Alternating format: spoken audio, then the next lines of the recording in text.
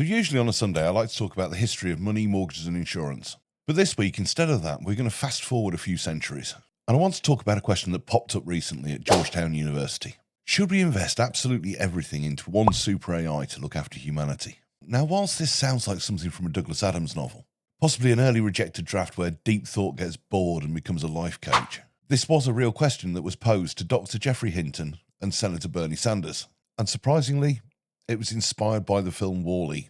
And the answers that both Dr. Hinton and Bernie Sanders gave were A, fascinating, and B, absolutely terrifying in pretty equal measure. So what was the question? What was actually asked? Well, the question was inspired by Hollywood. But what the student asked was whether or not we should put all our resources into building one super intelligent AI that could look after humanity. Not help us, not assist us, actually look after us. Like a digital parent or a silicon nanny, a computerized super judgmental version of Mary Poppins. And the responses were fascinating. Dr. Geoffrey Hinton, who's one of the godfathers of AI, said something really simple. Imagine an AI not maximized for profit, not to optimize shareholder value, but to maximize human well-being. Healthcare, climate, inequality, productivity, all managed by something far superior to us, but emotionally aligned. And I absolutely loved one of the phrases that Hinton used in his answer.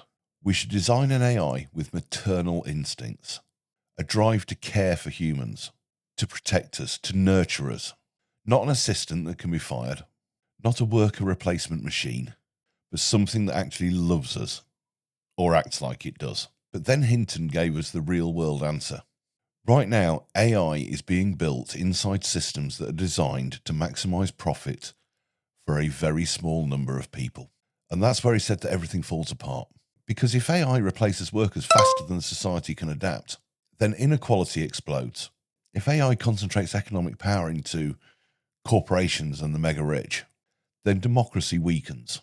And if AI becomes super intelligent, somehow we have to guarantee that it stays within the bounds of human values.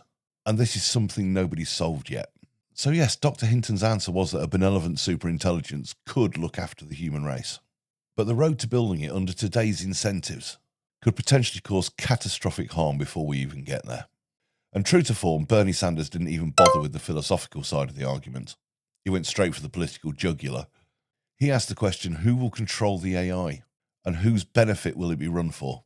His argument was that billionaires aren't investing billions of dollars in AI just to eradicate poverty. They're certainly not doing it to fix climate change. And they're not doing it to improve the lives of workers either. Their incentives about developing AI are all about efficiency, automation, and profit. And Sanders has basically warned that without government intervention, millions could lose their jobs. Wealth is going to be further concentrated into the hands of the few. Workers are potentially left with no protection. And societies could potentially face massive unrest. And he even floated ideas like a shorter working week, a robot tax, and far bigger worker safety nets. His argument was that a super AI sounds lovely, but the dangers along the road to getting there are enormous. So with all that said, should society even be trying to build some super intelligent single AI to look after all of humanity? Well, let's look at the fors and against. Let's face it, humans are messy. AI could optimize decisions far better than we do. Think climate response, long-term planning, healthcare allocation. At the moment, we're trapped in a cycle where politicians think in terms of 4 years and the next election. But the problems we're facing span centuries, so are constantly kicked down the line. And potentially an AI could eliminate scarcity and inequality, if built right. Automation could create abundance. And you could see an economic shift from competition to coordination. And it would essentially protect us from ourselves.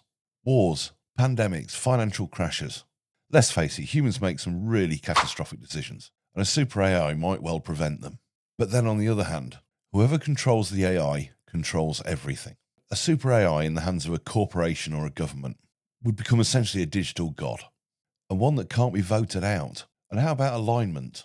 Ordinary people don't even agree on basic values. So how are we going to teach an AI to do it?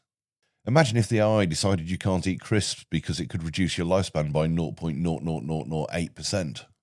Or banning cars and travel entirely because it's statistically unsafe. Or even reallocating the bedrooms in your house.